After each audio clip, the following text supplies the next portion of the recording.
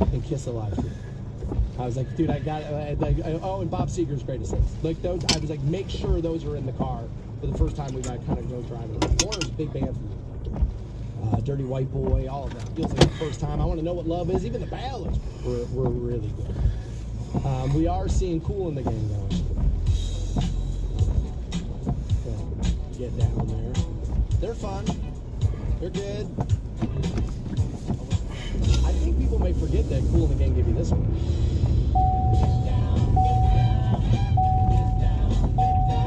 Because it doesn't necessarily sound like the same group that gives you Celebration.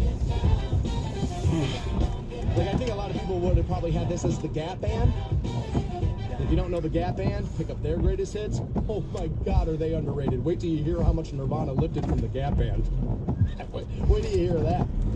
So I've been dealing with this all morning. People, that's not rock and roll. This doesn't go in. That doesn't go in. So the argument's going to come back around no matter who it is you're talking about. They were better before they were butt rag. They had their fans, but they burst wide open with the Black Album, which is really, really good. The Black Album's excellent.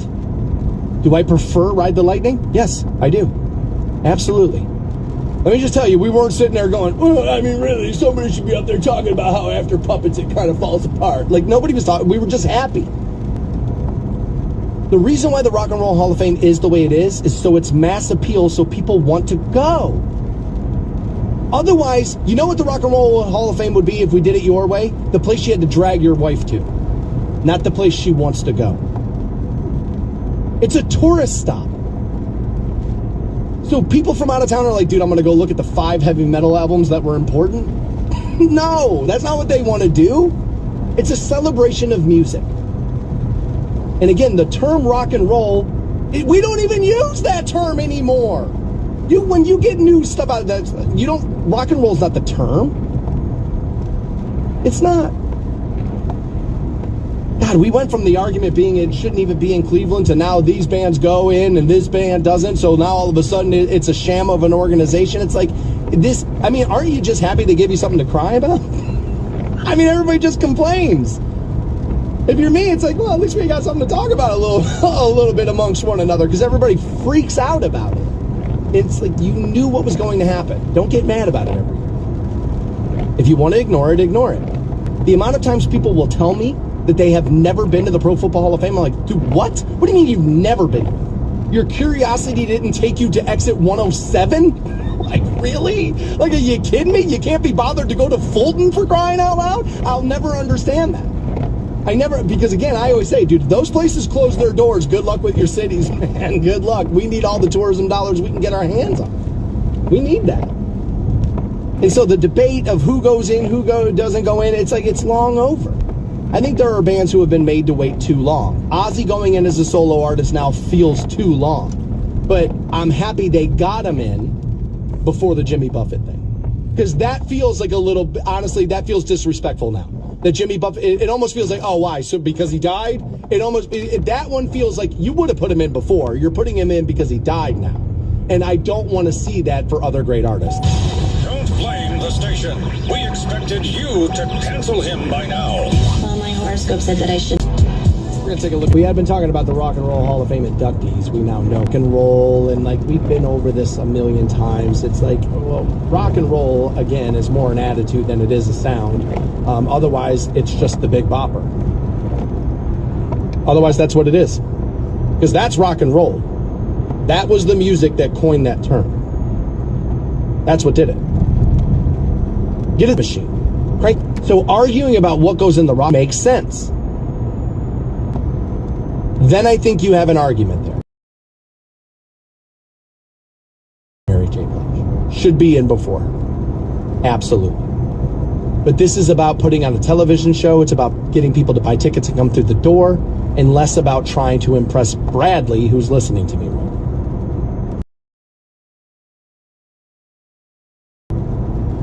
My father's generation coined rock and roll. To me, I feel like AC/DC is the best rock and roll band maybe ever. Because they're just plug in and play rock and roll. It doesn't really have its own thing. It's just, that's rock and roll. Very few bands like AC/DC. It's either screamo or death metal or black metal or this or that, and we're not this. We don't really sound like anybody, man. Nobody ever wants to be classified as a thing.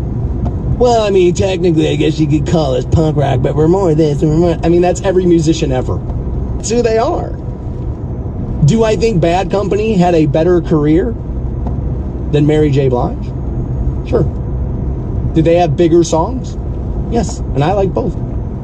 But even when Mary J. Blige was part of that halftime show, it was like, kind of had her in there so nobody could say you didn't, right? Kind of had a woman in there so nobody could say you didn't. That's kind of what that feels like a little bit right there. She felt borderline for that even. Her first record's amazing.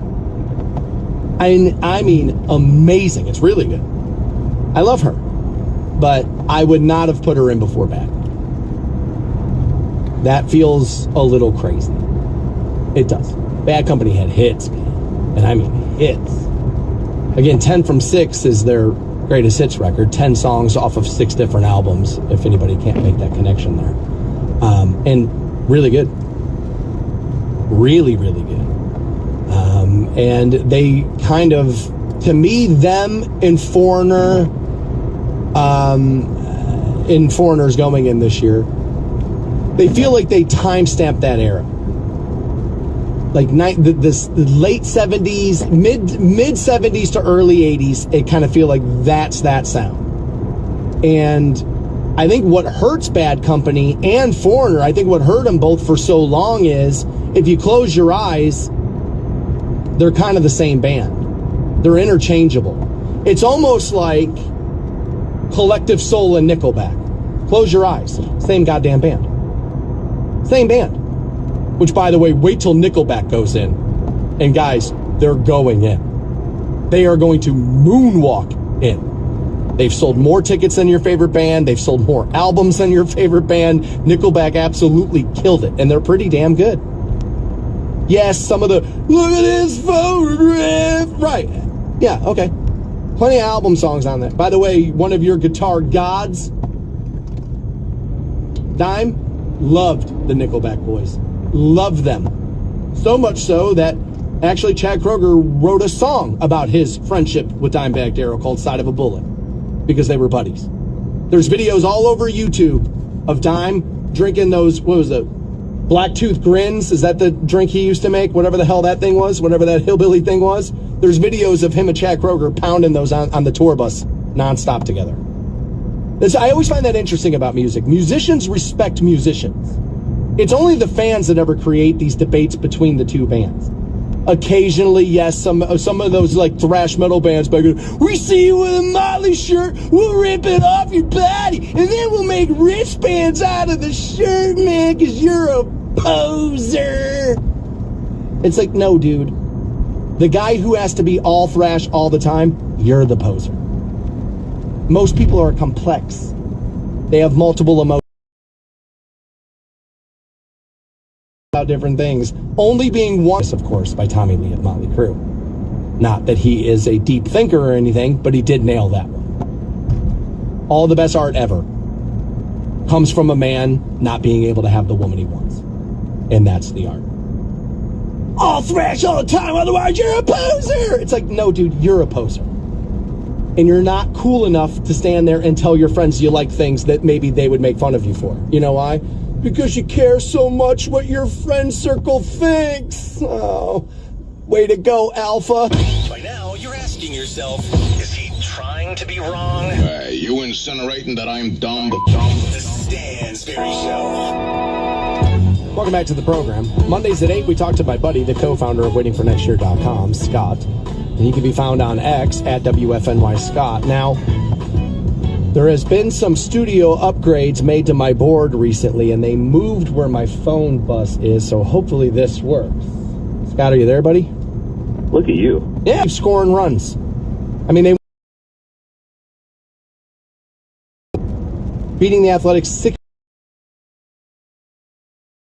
months to go yet.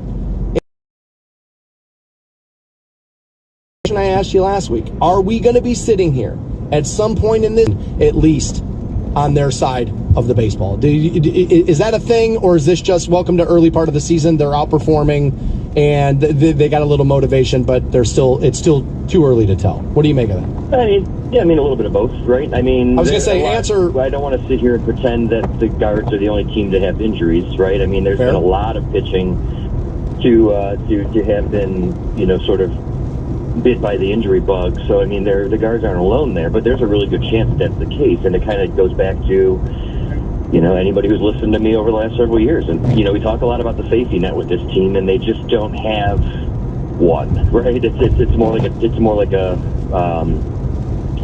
a piece of dental floss more than a net than anything else. And that's the unfortunate part of the payroll the way it is, right? But yeah, I mean, the baseball's long. Cream tends to rise to the top. I know Minnesota fans are kind of out of their mind right now, scoreboard watching, as the Guardians, keep doing what they're doing. But they're beating the teams they should be beating. Oakland, couple series, right? The Angels aren't great. So I mean, that's a lot of fun.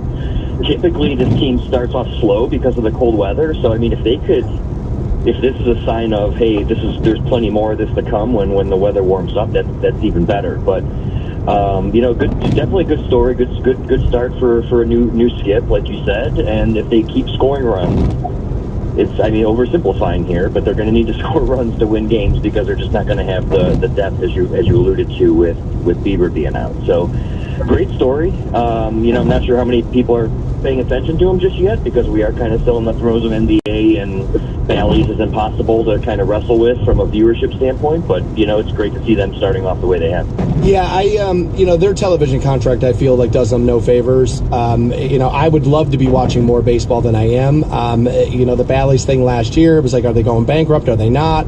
Or, what's going on? You need this version of Bally's to see the Cavs, this one to see the Guards. It was just a little confusing. I was like, man, I'll just go to the bar to watch the Guards, right? It's kind of like the way I've gone. I feel like that's a baseball problem, as I saw a bunch of videos over the weekend from other clubs whose stadiums are empty. And I think that's part of it. I think the accessibility of your sport is not necessarily the easiest for a lot of fans. And again, my guess is that baseball, by and large, has an older fan base than some other sports, and trying to make that as confusing as possible for them to watch games, I don't think was the best move ever. Again, not just a Guardian problem there. I think that's a Major League Baseball problem. Keeping with baseball, though, and the pitchers a little bit, I've been seeing a lot of this argument made that, the pitch clock and how fast the speeding up the game is leading to pitchers throwing harder, faster, and not resting enough in between pitches, and that's why you're seeing more injuries to arms. Do you buy into any of that, or is that just some recency bias that sounds like it makes sense running amok online? It does sound like it makes sense. I am not a medical professional. I know there's a lot of folks online who pretend to be. I can't side one way or the other. It does make sense. I've heard the argument about the cracking down on using any sort of quote unquote foreign substance to help grip the ball. At the end of the day, I just don't know if human bodies are meant to hurl an object 100 miles an hour multiple times, as much as some of these pitchers are. I mean, you're seeing these injuries, throughout baseball. It's not just majors, right? Minors, high school, college, and so forth. So it is sort of endemic to pitching in general, but I would certainly, if those few seconds make a difference, I would assume they do, and you add them up over the course of a game, that's certainly something we could side with. I don't think Shane Bieber's season's done because of the pitch clock. But if we want to say it didn't help, I could certainly side with that. Okay, that's probably where it is. I don't think that's what did it, right? I think you're probably not wrong that guys are throwing harder and faster than ever. And you're right, the repetition of it is going to wear shoulders out. That's just going to happen. Cavs got game 2 tonight against the Magic. They're at home at Rocket Mortgage Fieldhouse. I feel like Donovan Mitchell made a statement game for himself the other night, scoring 30. This after he was talking about how you're judged in that line of work by the postseason. He's not wrong. You are. Most NBA fans will even tell you, it's like, get me to the postseason, then I really care. And it seems to be that's the way the players go, too. Cavaliers went out of their way, most people believe, to face the Magic. And I said, well, that could be risky business because if you choose them and then lose, that could be a problem. But they look pretty good. Game 1 the other night. What are you looking for out of the Cavs tonight? Do you think they get both on their home floor to start this series out, or are we going to end up with a split with Orlando?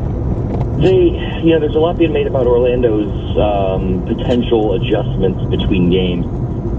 I don't know what you're going to do. I mean, I don't know if the score. My point of saying this is I don't think the score in Game 1 was as close as the game.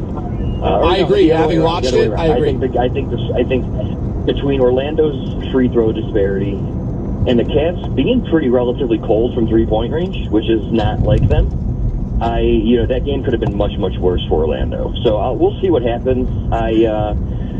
Going into it, you kind of need a storyline, and they're talking about who's going to be better, and Paolo Banchero or Donovan Mitchell. And I mean, I think you saw quickly who the better player is on the floor. The Cavs certainly have the best player on the floor at all times when Donovan Mitchell's there. So as long as that's the case, I think you saw a really good game from Evan Mobley, which is the difference between playing against Jonathan Isaac and Julius Randle, right? So there's a lot of good things to take away. And yeah, I mean they quote unquote tanked that fourth quarter to play against this team, and they certainly look to have their number early on. And given the way the rest of the playoffs have gone, maybe a boring series for the rest of the league, but if you're a Cavs fan, this seems to be the team you want to play. Donovan came out hot in that game, and it made it an interesting watch for me. I was all in. And when he plays great, he is great, right? He's probably a top 20 player in the league. He may even be top 15. Is Donovan Mitchell a Cavalier next year? Yeah, I think so. I mean, look, I know we've been making a lot about his contract for 3 years. Seems to be years at this point. Yeah. But his player option isn't until the 25-26 season, right? So, that's a good point. It's not like he's a free agent heading into next year and we're trying to get him, signed before then. I think there's a lot of discussions to be had. I do think they win this series and can sell him on progress. I don't know what it means for JB one way or the other, but I do think if your question is by, next season, is he on this team? I have no reason to believe otherwise. All right, well, you open the door for JB Bickerstaff. Is he the head coach of this team next season? If he gets out coached by Jamal Mosley, not a chance. Former Cavs assistant, there's last season. So exactly if he can right. show some progress, there's a chance you could talk yourself into it, but you're seeing a lot of NBA teams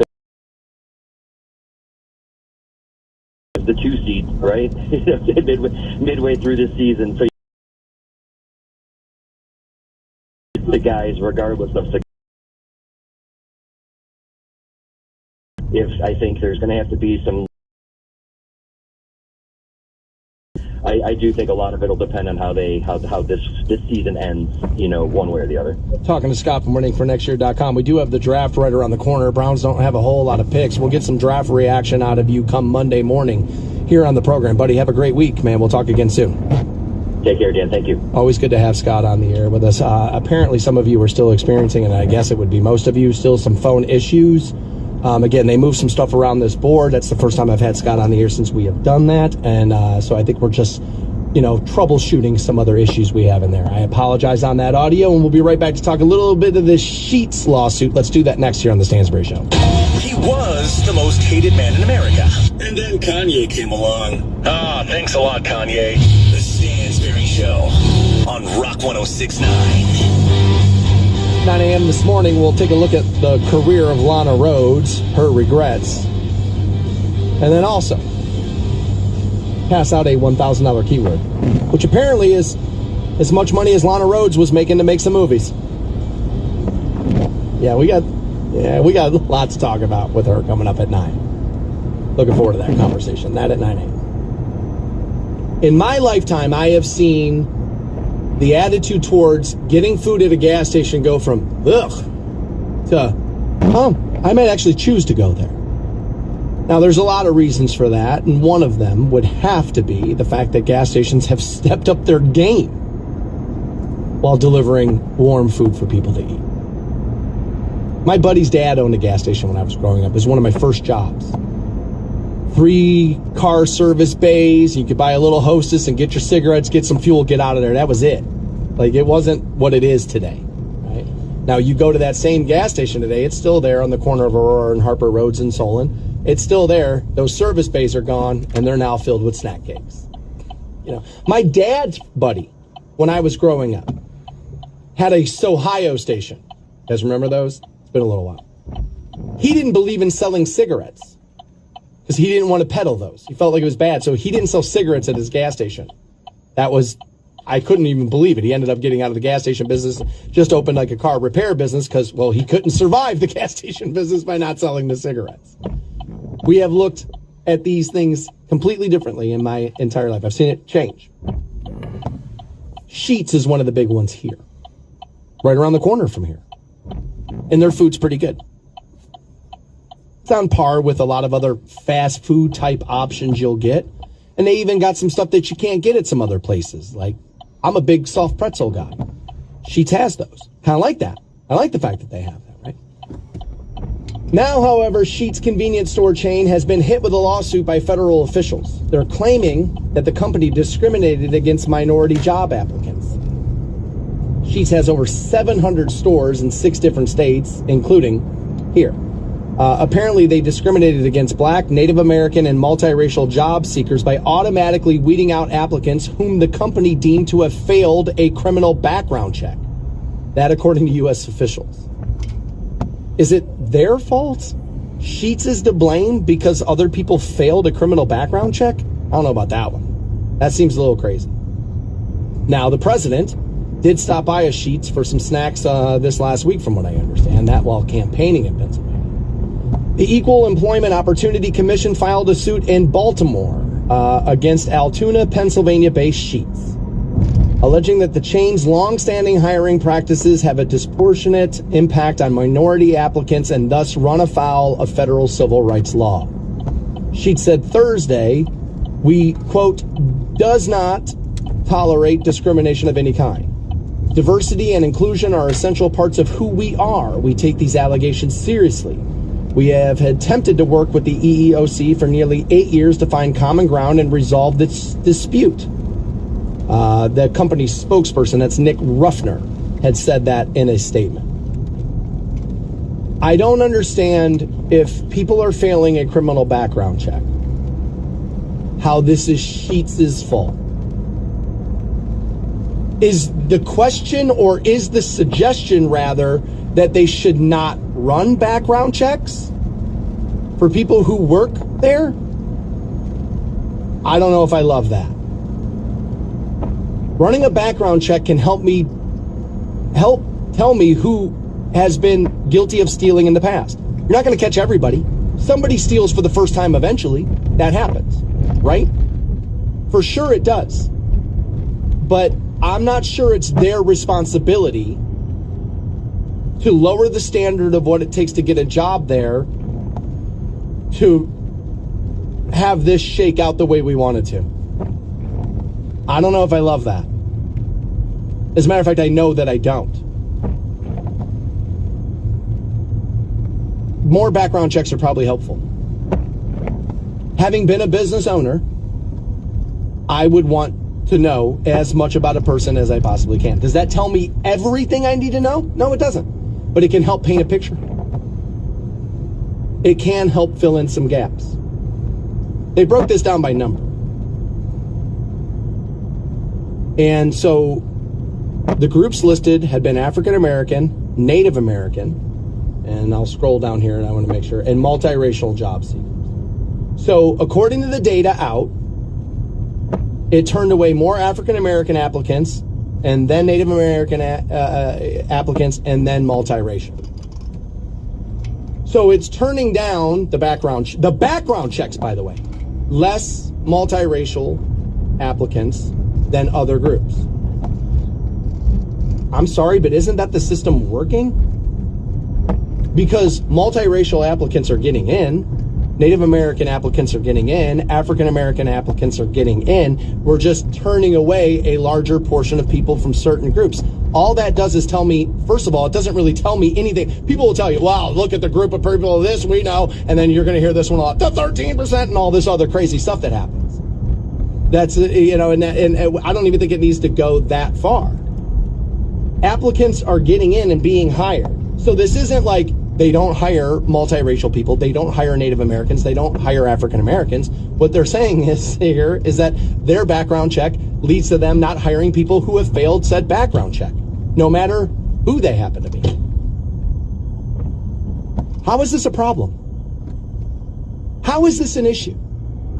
I'm going to remind everybody, I'm the guy who got in trouble with my audience by saying white privilege is real and it exists. I've seen it in my life. I've seen it in my career. So I can think that and still look at this and be like, this isn't what they're trying to make it out to be. This isn't this at all. If I'm putting you in charge of money and product, I want to know if you've stolen before. What is the problem with that? This is what I find interesting. If this was a solo business, meaning mom and pop business, everybody would tell you have the right to protect your business. Once you got shareholders, though, nah, corporate, evil, selling our future out from underneath us. They're the reason I can't afford a mortgage, man. And like all of that, that's what happens once you get to a corporation level. Why should they not be able to protect their business first, and second, and this really should be first, but we all know it isn't, their employees second? Why should they not be able to do that? As long as this is what our hiring parameters are, as long as you don't show anywhere, or it cannot be proven that you're like, well, you're throwing the background check of that applicant away so you could still hire them, which I don't believe you would see happening. Enough people need jobs where they're going to end up finding the person who they think that they should hire. This to me feels much ado about nothing, but it sounds really good in a headline. And when you see the numbers, 14%, well, it was actually 14.5%. Of African American applicants were turned away. Again, they weren't just told no. They weren't told you can't work here. They were told you can't work here because of your previous history, which is exactly how business should run. Back to the Stansberry Show on Rock 106.9. Welcome back to the program. We've been talking about Sheetz. They're embroiled in a lawsuit filed by federal officials. They're claiming that the company discriminated against minority job applicants who have failed a background check. And I was like, well, you failed a background check. I'm not sure we should have to hire people who do that. Now, I should know better than to go on the air with only one source of information, and I was pulling from CNN at that point. I looked some things up here during the break with NBC News. And sure enough, this is a little worse than I had originally thought. I wasn't even planning on going back to this again, but I wanted to make sure we did this as we were talking about it. So what they have found here is that the agency found that black job applicants with Sheetz were deemed to have failed the company's criminal history screening and were denied employment at a rate of 14.5%. Multiracial job seekers were turned away 13.5% of the time, and Native Americans were denied at the rate of 13%. I was like, well, if you're failing background checks and you're being turned away, like that's just about the fact that you were failing background checks. So again, checking another source of information here, NBCnews.com, and I guess a lot of people are going to eye roll that as much as you would of CNN. But by contrast here, NBC is telling us that fewer than 8% of white applicants were refused employment because of a failed criminal background check. That's what the EEOC's lawsuit says. So I guess what I want to know is, does that mean they were still hired? Some of those people were still hired even though they failed the background check, or that 8% of those applicants failed that background check? That's not necessarily worded perfectly there. And my guess is because AI is writing more articles than we want to realize right now, has been for probably about 3-4 years now. And you're only going to see more of that. So I wonder about that. But if you're turning people away